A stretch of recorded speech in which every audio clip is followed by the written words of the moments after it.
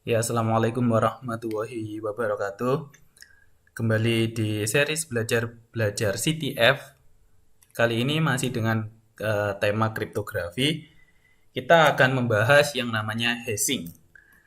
Kemarin di video pertama seriesnya kriptografi, kita belajar tentang encode dan decode. Lalu di series kedua kita belajar enkripsi dan dekripsi. Lalu sekarang kita akan belajar yang namanya tentang hashing. Hashing sendiri tidak ada pasangannya ya teman-teman. Kalau encode ada pasangannya decode. Kalau enkripsi pasangannya dekripsi. Nah, kalau hashing itu nggak ada ya. Nggak ada yang namanya dihash. Nggak ada yang namanya di kode hash itu nggak ada ya. Jadi hashing itu cuma ada satu. Satu linear aja. Satu udon. Ya itu seperti seperti angka tunggal ya cuma satu. Kalau yang lainnya kan kemarin bisa dikembalikan. Nah, saya akan mengilustrasikan cara kerja hashing. Kita akan membandingkan cara kerja hashing dengan algoritma atau konsep encode, decode, enkripsi, dekripsi. Secara sederhana, jika saya mempunyai kata cu, maka jika saya encode dengan algoritma X, maka dia akan menghasilkan sebuah kata yang acak. Seperti ini. Ini algoritma X. Nah, kalau kita algoritma hasil kata acaknya ini kita kembalikan ke cu, maka algoritmanya juga harus sama, yaitu algoritma X. Algoritma X. Nah, sama dengan konsep enkripsi dekripsi, kita di sini konsepnya sama saja tapi membutuhkan yang namanya key ya. Prosesnya membutuhkan key antara nanti encode dan decode-nya atau enkripsi dan dekripsinya. Nah, teman-teman sekalian, kalau kalau proses hashing itu tidak ada konsep di baliknya. Jadi, misal kata cu ini saya hash menjadi sebuah kata acak, ek ya. Maka ek ini ek-eknya sendiri ini tidak bisa dikembalikan lagi ke cu. Jadi seperti ini. Nah, kalau yang kemarin encode decode itu untuk salah satu purpose-nya atau kegunaannya untuk agar komputer itu memahami apa yang kita tuliskan, apa yang kita ketik, apa yang kita proses, apa yang kita inputkan. Lalu jika enkripsi untuk itu fungsinya pure untuk security, mengamankan sebuah data, proses komunikasi, hashing ini juga konsepnya untuk security. Tapi lebih ke arah satu, kita nanti hashing itu gunanya di dunia nyata itu satu untuk signature, sorry tulisannya saya jelek, ya nggak apa. Signature, lalu yang kedua adalah menyimpan sebuah password, save a password. Jadi password yang ada di database yang digunakan oleh startup besar ataupun semua company, bahkan Elpida sendiri, itu password yang disimpan bukan pure ya. Misalnya passwordnya teman-teman adalah cantik 123. Itu tidak disimpan di dalam database itu bentuknya seperti ini ya. Tapi kita hash terlebih dahulu. Kita hash. Ini kita hash. Lalu hasil hashnya akan disimpan ke database. Jadi pihak database, pihak penyedia layanan pun tidak tahu sebenarnya passwordnya teman-teman apa karena konsepnya hashing kan tidak bisa dikembalikan lagi. Jadi datanya pure acak, rusak, tapi tidak bisa dikembalikan lagi. Contoh paling sederhananya teman-teman, ada satu peribahasa yaitu nasi sudah menjadi bubur. Itu adalah konsep hashing yang sebenarnya ya. Jadi dari nasi ke bubur itu kan mengalami banyak proses pembusukan dan sebagainya. Itu kan tidak bisa dikembalikan lagi ke bentuk nasinya. Itu yang namanya konsep hashing. Jadi kalau teman-teman sekalian juga pernah dengar, oh datanya, misalnya data suatu perusahaan bocor, tapi tidak apa-apa, passwordnya terhash. Nah itu maksudnya adalah password yang bocor itu bukan password teman-teman sekalian. Bukan password yang cantik 123 ini, tapi hasil yang sudah diajak seperti ini. Oke, itu gambaran sederhana, encode selalu punya pasangan, jadi encode ada pasangannya decode, enkripsi ada pasangannya dekripsi, hashing tidak ada. Jadi hashing cuman merusak saja, tidak bisa dikembalikan lagi. Seperti itu. Oke, tadi saya bilang fungsionalitasnya adalah untuk signature. Ini ya, salah satunya adalah untuk signature. Tadi kan save password, nge-save password sudah saya contohkan ya, seperti ini. Nah, signature. Sekarang saya akan membuat ini, saya contohnya kasusnya adalah di sebuah perusahaan ya, sebuah perusahaan. Saya buka Excel, anggap saja saya adalah bidang keuangan. Bidang keuangan, saya ingin menggaji seseorang nih. Ini anggap aja proses penggajian ya. Ini anggap aja proses penggajian, gaji. Oke, nomor 1 ini saya buat saya buat dulu ya konsep datanya. Oke, pegawai 1 namanya Nayon, kedua namanya Im Nayon, Yu Jangyon, lalu Momo, ketiga Momo, keempat Sana, Im Nayon, Yu Jangyon, Momo Chan, Sana Chan, Pak Jihyo, terus keenam Mina, Dahyun, Jaeyoung, nah ini di sini Suyo. Ini nama-nama pegawai saya, ada 9 pegawai. Lalu tiap-tiap orang ini gajinya saya acak-acak deh. Misalnya nomor 1 gajinya 1 juta, nomor 2 2 juta. Nah, sini seperti ini. Seperti ini. Oke, seperti ini ya. Teman-teman sekalian, saya kotakkan dulu. Ini adalah tabel penggajian yang ada di direktur departemen keuangan. Let's say seperti itu. Case-nya adalah seperti itu. Oke, di sini teman-teman dalam prosesnya kita save dulu. Kita save dulu. Gaji. Oke, kita save dulu.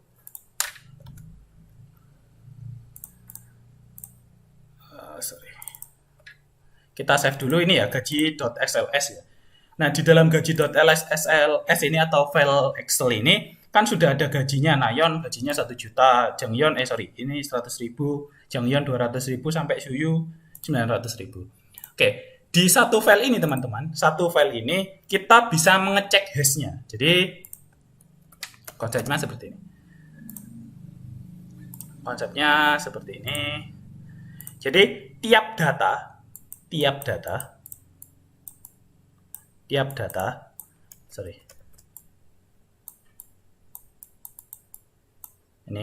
kita gambar aja ya. Ini intinya saya gambarkan sebuah file ya, atau data. Itu pasti mempunyai hash. Pasti ya. Oke, kita menghafal, memiliki pengetahuan dulu. Hash yang kita ketahui itu, yang umum diketahui, itu biasanya di kategori CTF, di kategori developing, atau yang lainnya. Itu kita biasanya kenal yang namanya MD5, MD5. Lalu kita kenalnya SHA1. Seperti ini. Ini yang paling umum muncul di kategori CTF ya. Pasti nanti keluar banyak banget bentuk-bentuk hash seperti SHA256, MD berapa dan seterusnya. Tapi yang paling umum kita belajar basicnya dulu, yaitu menggunakan MD5 dan SHA1. Oke, karena tiap file itu, tiap file itu mempunyai sebuah hash, maka kita cek dulu nih hashnya gaji.xls ini berapa. Gaji.xls ini berapa? Kita cek dulu ya. Kita pakai hashnya, ini algoritmanya ya. Hashnya yang saya tulis ini, hashnya MD5, SHA1 ini namanya algoritma. Algoritmanya namanya apa? Hashing algoritmanya ada MD5, SHA1 dan sebagainya. Oke, kita cek dulu nih. MD5 checksum, namanya MD5 checksum ya. Jadi hash sebuah file itu namanya checksum. Hash dari sebuah file namanya checksum. Seperti ini, checksum atau checksum terserah teman-teman sekalian. Oke, kita nemukan webnya di sini. Ini buka aja emn178.github.io. Kita buka dulu gaji.xls. Ini checksumnya. Jadi MD5-nya adalah bentuknya ini. Kita gaji.xls, formatnya itu namanya apa ya? SLSX. Benar ya, seperti ini. MD5-nya adalah Ini. Seperti ini. Nah, ini MD5-nya. MD5-nya saya kecilkan dulu. Seperti ini. Jadi, gaji.sls ini, kita skenario-nya seperti ini ya. Kita new lagi. Skenario-nya seperti ini. Saya adalah departemen keuangan. Nah, departemen keuangan saya. Menyerahkan file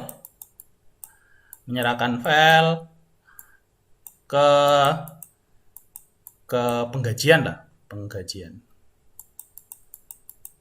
file ke pihak penggajian ya, ini pihak penggajian, bos ya, kita namanya bos aja di sini. Ini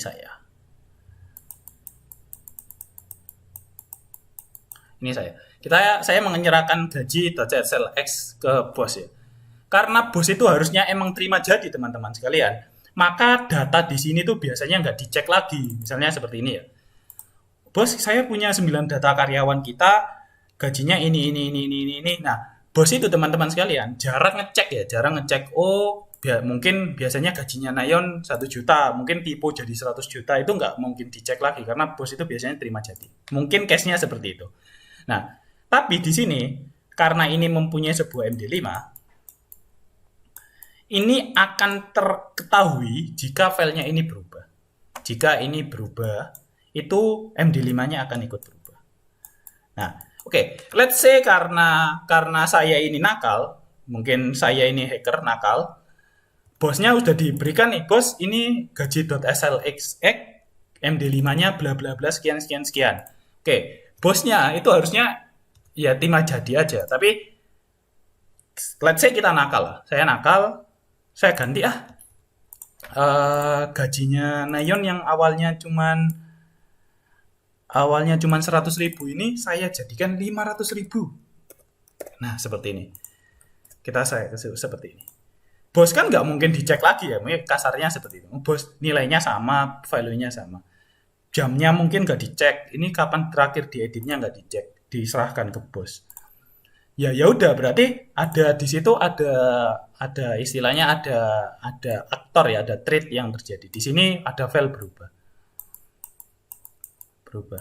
Nah, kalau teman-teman sekalian menggunakan hash atau checksum file, itu akan terketahui kalau filenya berubah. Sekarang kita upload lagi ya. Kita refresh. Ini gajinya diupload lagi karena ini tadi kan nilainya berubah ya. Ini tadi nilainya Nayon 100.000, saya jadikan 500.000. Nah, ini filenya berubah. Jadi gaji.slx berubah, dirubah, maka MD5-nya ikut berubah. Jadi seperti ini. Nah, ini kasusnya seperti ini ya. Oh, MD5-nya berubah karena apa? Di dalamnya isinya berubah. Kalau di dalamnya saya akan jadikan 1 juta lagi ataupun nggak ada nilai yang berubah, maka ya udah nilainya akan tetap jadi nilai yang awal ya, pasti kita pastikan dulu. Ini sudah saya save 100.000 lagi. Nah, ini berubah lagi seperti ini. Jadi sebuah file itu sebenarnya fixed ya, atau fixed value ya, nggak mungkin berubah-berubah. Ini tadi berubah karena mungkin ada spasinya. Satu spasi itu sangat mempengaruhi sebuah file yang berubah ya. Ini bisa saja gaji SLX ini berubah karena ya itu tadi sudah ada bentuk perubahan ya. Mungkin tadi waktu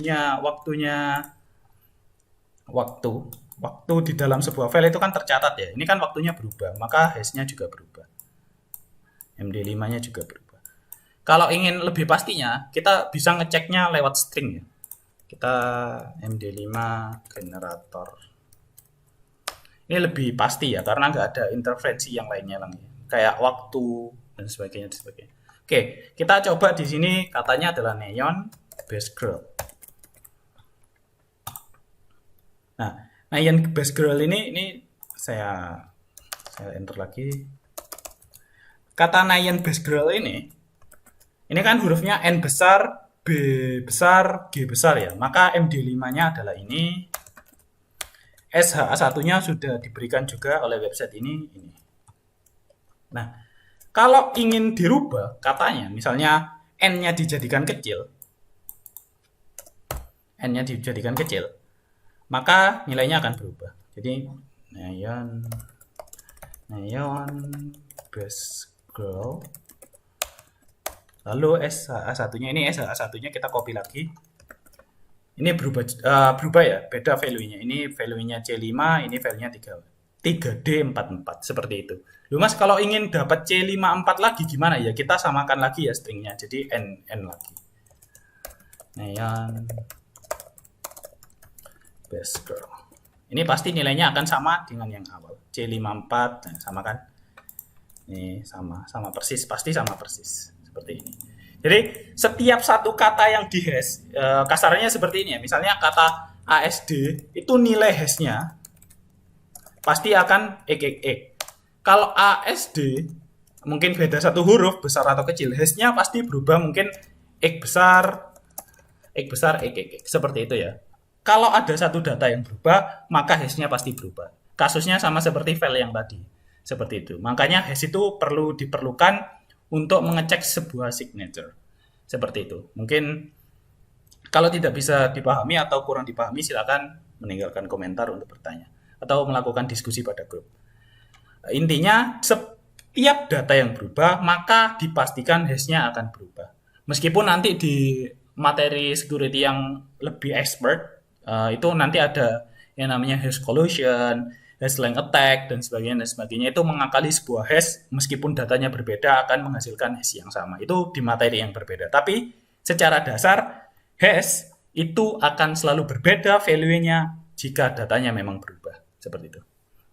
Oke, sekarang mungkin teman-teman sekalian sudah pernah belajar materi tentang hashing.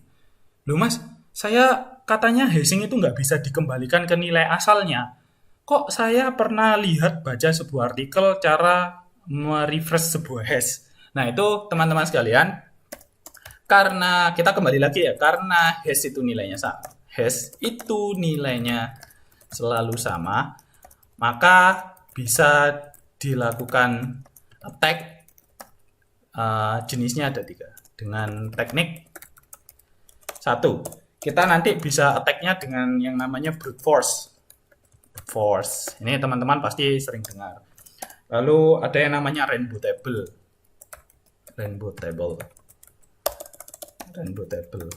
Terus nanti ada dictionary attack. Nah, intinya ini adalah mencoba banyak string.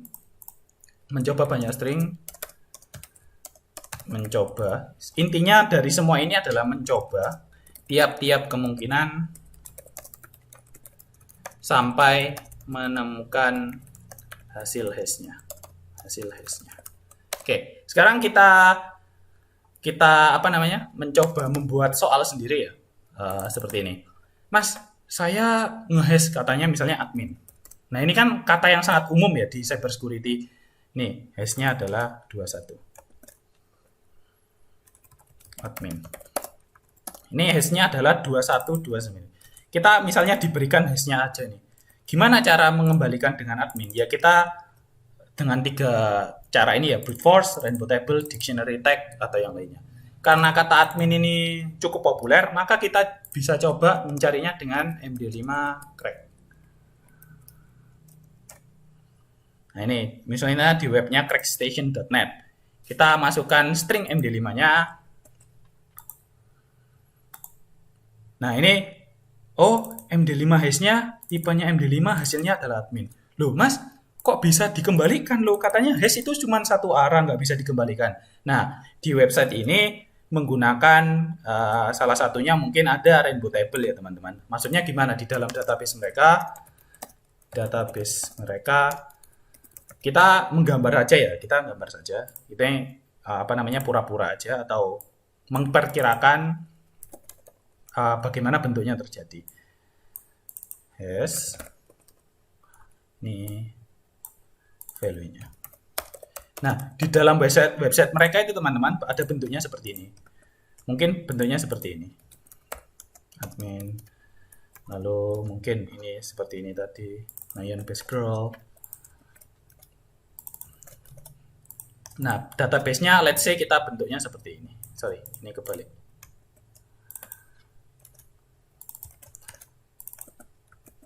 Oke, kita let's say ada dua database nih, ada dua database bahwa yang hash-nya 212 bla bla bla dan sebagainya value-nya adalah admin.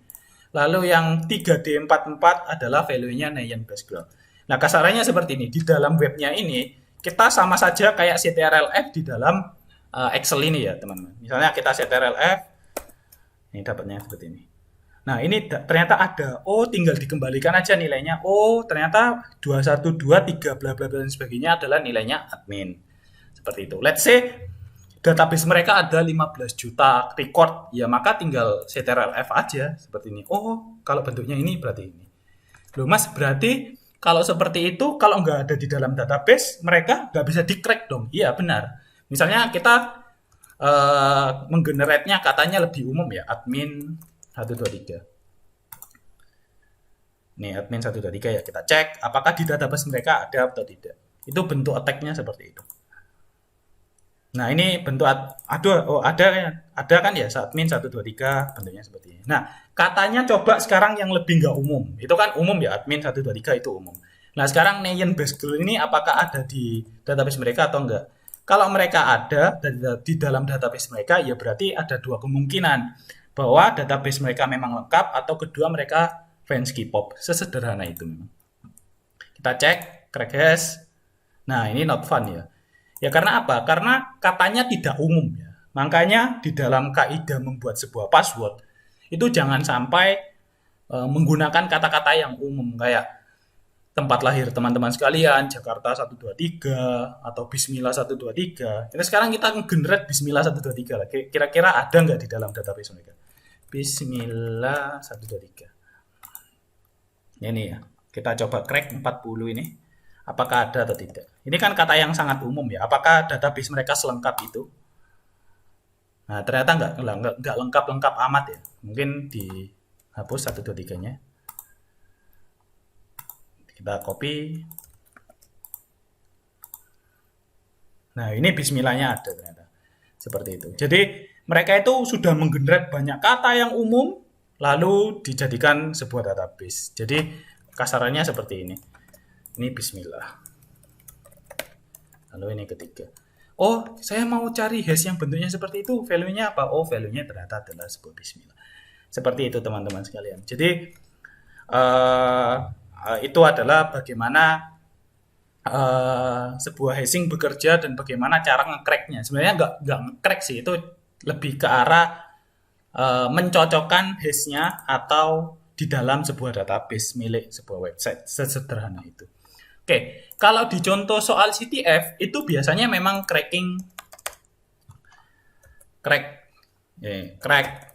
the password seperti ini. Crack the password ya. Nah, biasanya soalnya seperti ini bentuknya. I have a password and kita passwordnya ini kita let's say tahu semuanya passwordnya adalah kita passwordnya Nayeon best girl ever. Nah, ini let's say passwordnya seperti ini. Kita generate dulu MD5-nya. Ini kita hasilnya. Kita copy. I have password and I remember the MD5 hashing is bla bla bla dan sebagainya. Ini kan nggak mungkin bisa di-crack ya di sebuah website karena katanya nggak umum. Kita coba deh. Nggak bakal bisa di-crack karena kata-katanya nggak umum. Nah, and I remember the piece of the password is. Nah, ini maksudnya the piece of the password ini kita kasihkan passwordnya secara apa? Ini kita ganti aja. Nah, ini let's say seperti ini ya. And I remember the piece of password is bla bla bla dan sebagainya. I forget the bintang is what alphabet. Seperti ini. Jadi inti soalnya seperti ini. Saya punya sebuah password. Saya cuman ingat MD5-nya, MD5 hashing-nya. MD5 hashing-nya bentuknya ini. Dan saya ingat beberapa password-nya bentuknya bla bla bla bla bla bla ini. Tapi saya lupa bintang-bintangnya nih. Nah, buat alfabet maksudnya saya lupa bintang-bintangnya. Oke, caranya kita harus melakukan tekniknya adalah brute force atau mencoba tiap-tiap kemungkinan dari ini, kasarnya seperti ini ya. Kita coba misalnya N1 ini, sorry. Ini kita ganti N1 sampai nilai hashnya, sampai nilai hashnya adalah bla bla bla ini. Nah, ini kan kalau kita nggak tahu pas rotasinya kan kita kalau tahu kan tinggal nebak aja ya, berarti ininya isinya A, yang bintang isinya A, lalu ininya E. Tapi kan ini case-nya adalah kita nggak tahu. Berarti caranya kita harus melakukan brute force. Oke, sekarang kita ngoding. Loh mas, apakah harus ngoding mas? Ya, kalau soal-soal bentuk seperti ini emang wajibnya ngoding ya. Makanya di soal kriptografi, web application hacking, lalu reverse engineering itu sudah dipastikan harus bisa ngoding. Kita ngoding crack. Nah, kita sekarang ngoding ya.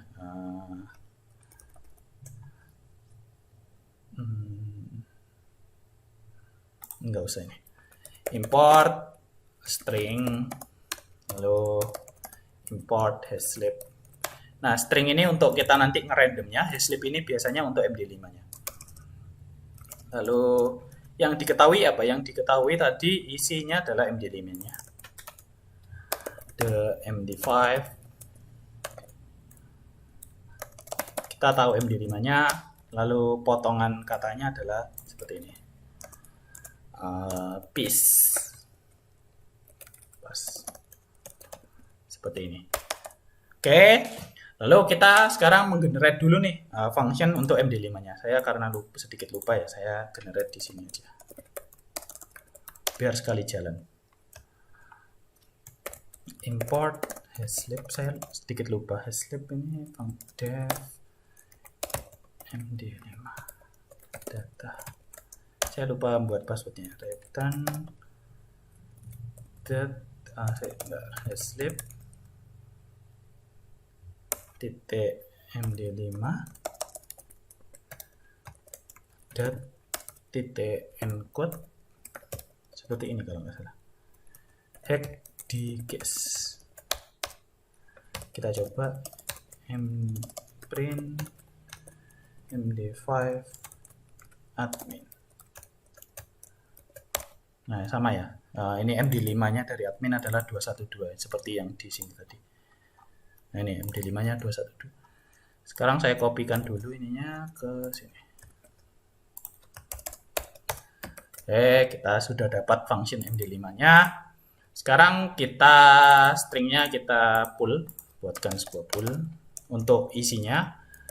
Pull is list dari string.printable seperti ini. Terlalu besar, sorry. Kita coba run. Isinya pull itu apa? Jadi Python crack.py.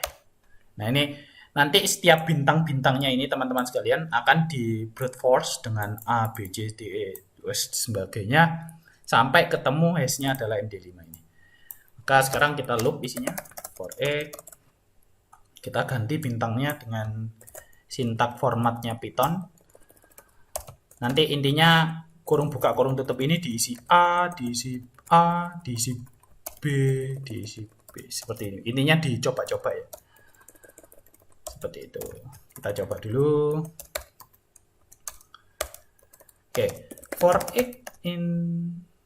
kita harus ngerandom ya. Di random. Saya suka ngerandom sih. Import random. From random import choice as C.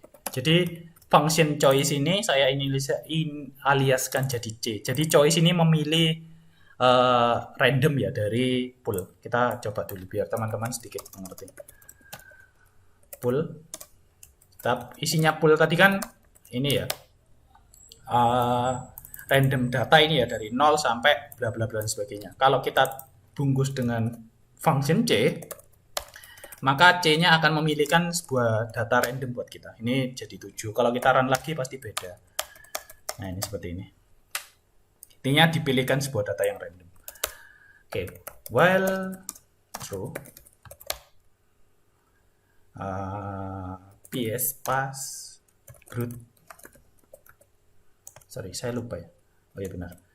PS pass brute and PS pass dot format. Kita isi tiap-tiap kosongnya dengan pooling ya. C pool. Seperti ini.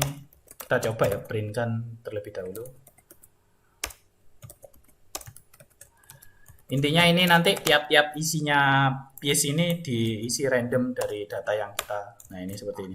Jadi digeneratkan secara otomatis. Ini kan bisa huruf F. Ini kan yang hilang kan huruf kedua sama huruf ke setelah B ya. Berarti ini hilang digantikan dengan, intinya dicoba-coba.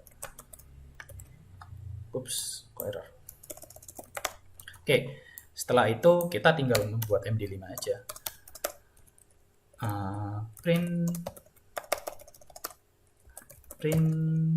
PS data dengan MD5 PS seperti ini. If jika MD5 dari Pris Bruta sama dengan, intinya kalau dapat MD5 yang sama maka kita samakan. Kalau samakan ini berarti kita nanti print datanya ketemu. Print PS Bruta seperti ini. Nah, kita coba sekarang brute force-nya. Nah, datanya ketemu. Ini kan dicoba-coba ya sama si sistemnya. Sebentar.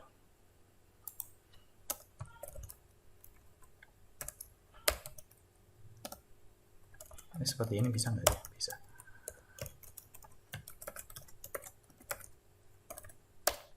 Nah, ini MD5-nya dicoba-coba terus ya. Misalnya dari atas ini kita sampai akhir aja. NC B titik semikolon itu MD5-nya ini. Sampai dicoba terus, di random terus sama dia. Sampai ternyata ketemu Nayeon Base Girl MD5-nya ini. Lalu datanya ketemu, ternyata yang di brute force adalah Nayeon Base Girl seperti ini. Apakah sama dengan soalnya? Nah, sama ya. Ternyata sama aja seperti itu. Seperti itulah contoh-contoh soal ya terkait cracking dengan hashing gitu, seperti itu. Jadi teman-teman sekalian jangan sampai bingung, encode temannya dekode, enkripsi temannya dekripsi, hashing temannya nggak ada. Jadi hashing single nih, hashing benar-benar single, nggak ada temannya. Oke, sebelum video ini ditutup, saya ingin memastikan satu hal. Tiap-tiap algoritma hashing itu nilainya akan selalu sama. Oke, contohnya seperti ini. Saya tadi kan mengenalkan ini ya, MD5 hash dan SHA-1 hash. Nilainya MD5 hash itu akan selalu 32. Oke, saya contohkan ya di sini. Kita cek ya dengan len atau panjang. Function di Python. Itu pasti 32. Nah, kalau SHA-1 itu nilainya pasti 40. Nah, 41, sorry. Oh, sorry, 40 ini. Ini ada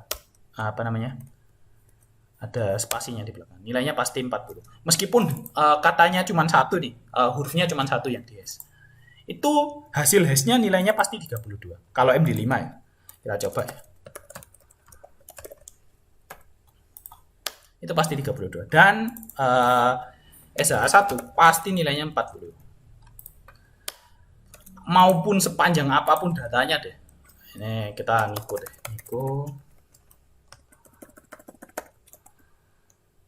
Mau sepanjang apapun datanya, kalau di hash itu panjangnya pasti 32 kalau MD5. SHA-1 juga pasti akan 40.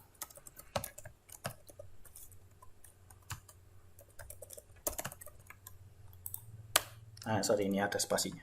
Itu pasti 40. Nah, hashing sendiri itu biasanya disebut fixed language algoritma to store data ya. Maksudnya ya biar nge-store datanya nilainya pasti sama semua. Panjang nilainya maksudnya, bukan nilainya yang pasti sama.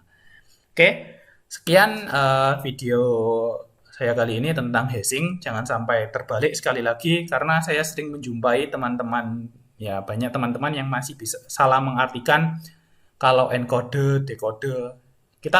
Saya di video ini saya ingin nutupnya dengan encode selalu punya pasangan dengan decode, enkripsi selalu punya pasangan dengan dekripsi, hashing single. Jadi nggak punya pasangan. Hashing ya hashing. Jadi teman-teman sekalian jangan pernah berpikir kayak gini ya. Gimana ya cara di hash-nya punyanya MD5 itu nggak bisa. Kalau di brute force, rainbow table, dictionary attack itu bisa. Seperti itu. Terima kasih telah menyaksikan video saya kali ini. Semoga bermanfaat. Semangat belajarnya. Terima kasih. Wassalamualaikum warahmatullahi wabarakatuh.